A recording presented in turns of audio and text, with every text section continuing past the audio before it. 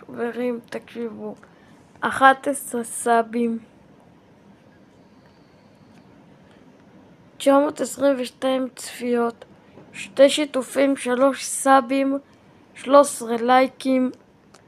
חברים, תקשיבו, אתם פשוט מטורפים.